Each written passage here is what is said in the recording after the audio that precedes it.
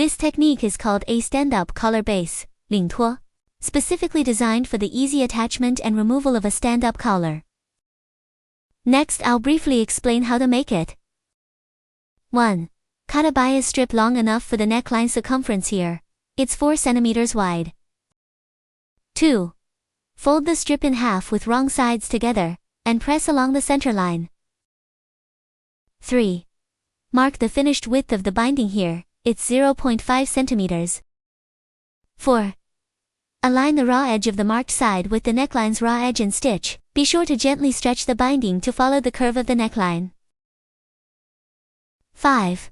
Fold the other side of the binding to the inside of the neckline. Then use a slip stitch or prick stitch along the front seam to secure it. 6. This is how the neckline looks from the front, the hand stitching is invisible. 7. Then, from the inside, secure the edge of the binding with a blanket stitch or herringbone stitch around the entire neckline. 8. This is the finished 0.5 cm wide stand-up collar base. 9. Once the stand-up collar is made, use a basting stitch to attach it to the inside of the facing.